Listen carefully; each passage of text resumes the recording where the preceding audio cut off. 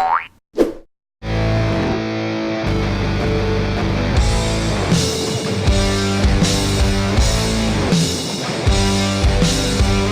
yo, and welcome to part 1 of building a desktop computer system. During this video, I'm going to cover why someone might build their own desktop computer, including the pros and cons of doing so, when to build a computer, some common component selection pitfalls, and finally how I go about selecting components for a computer system. Nothing that you will see in this video is sponsored or paid for by anyone. I'm simply walking through the process. First up, the why. Why build a computer in this current day and age? Specifically, I'm talking about a PC that's going to run Microsoft Windows. There are many device choices out there these days that meet a wide range of needs, and many common tasks can be done entirely on a tablet or smartphone or equivalent device. And laptops offer a lot too. The market has seen a relative downturn in PC sales as a result of device diversity. However, there is still a need for the PC in a number of critical sectors ranging from business applications requiring a hefty CPU, video games, video editing, software development, and home theater setups. All of these categories have serious hardware requirements. Building your own computer saves money. A whole lot of money. Computer manufacturers such as Dell and HP generally mark up the cost for a number of different reasons. The cost savings alone is worth building a desktop system from components. However, building your own computer does come with one big caveat. There isn't a 1-800 number you can call to get technical support after waiting on the phone for 30 minutes for someone in a non-native English-speaking country to answer your call and not solve your problem. When building a computer, you are your own problem solver and technical support. Fortunately, there is Google Search and thousands of online forums out there with users who have the system building itch. Building a computer provides incredible control over the build itself. Every piece of hardware is picked out specifically for reasons that you pick it out for. Cost, quality, DOA risk, user reviews, etc. It's yours. And that's what makes building a computer a whole lot of fun. Next up is when to build a computer. This is entirely subjective, but my personal general rule of thumb that has never failed me is 2 to 3 times more hardware than my current system for approximately $1,200. $1,200 seems to be the sweet spot for tried and true tech that will last for about 5 to 7 years. Since I'm a software developer, I personally start encountering actual technical limitations after 5 years and start having to do workarounds, some of which cost money.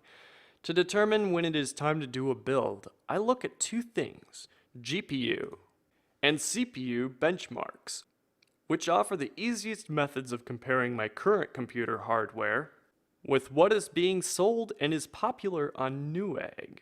Once benchmarks show a 2 to 3 times improvement over my existing hardware and I've got $1,200 budgeted for it, I spec out the first build. What the phrase speccing out a build means is picking out CPU, heatsink, motherboard, graphics card, RAM, hard drives, CD, DVD, Blu-ray drive, case, surge protection, battery backup, operating system, in this case Microsoft Windows, optional accessories such as keyboard and mouse, and the absolute most important component frequently skimped on, the power supply. There are a lot of components in a computer, and there is some room for reusing some existing hardware. Now you may have noticed I've been visiting Newegg.com. Newegg.com is an amazing website that is designed specifically for those who are building computer systems. They make it easy to find components in each major category. Now I want to focus on one piece of hardware that is frequently overlooked: the power supply.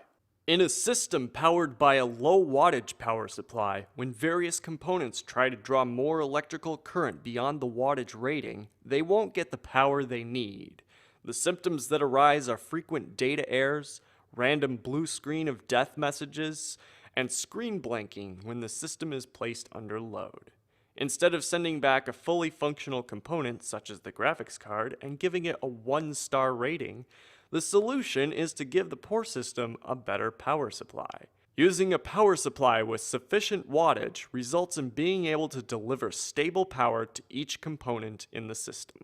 The other major frequently overlooked component of a computer is surge protection and somewhat optional battery backup. Just like too little electricity is bad for system stability, spikes and drops in the electrical current from the wall are equally bad. The most common solution is to toss a surge protector at the problem, and that halfway deals with it. Surge protection with battery backup is more expensive, but it smooths out the current and deals with dirty wall power. The single most frequently missed form of device surge protection is the network cable. A bolt of lightning or other electrical surge on the upstream network equipment travels through the cable, through the network card or chip in the computer, damages or fries the motherboard, travels to other components, fries those components, etc. This type of damage manifests itself most frequently in the form of premature hard drive failures. Since all of the components are connected, a single power surge can wipe out a whole computer along with the user's data. Investing in solid surge protection and battery backup for every wire headed into the system is worth far more than investing in computer hardware insurance. Now let's take a look at how I do component selection. There's a whole lot of industry jargon out there, and it is confusing. Even to me. Benchmarks and item popularity are pretty good methods to identify what's the latest in the tech world. When I design a build, I always start with the CPU. If a CPU says it's a LGA 1151 socket, then I go and find motherboards that have LGA 1151 in the title. If the motherboard says it supports DDR4 RAM at a specific speed, then I go and find DDR4 RAM at that speed. Putting a fully functional system together is really this simple, and it can be pieced together pretty quickly without having to understand the highly technical terminology. Of course, Google search is just a couple of clicks away if you actually do want to understand the terminology. During the next video, I will demonstrate the process of building a brand new system with components purchased from Newegg. Thank you for watching.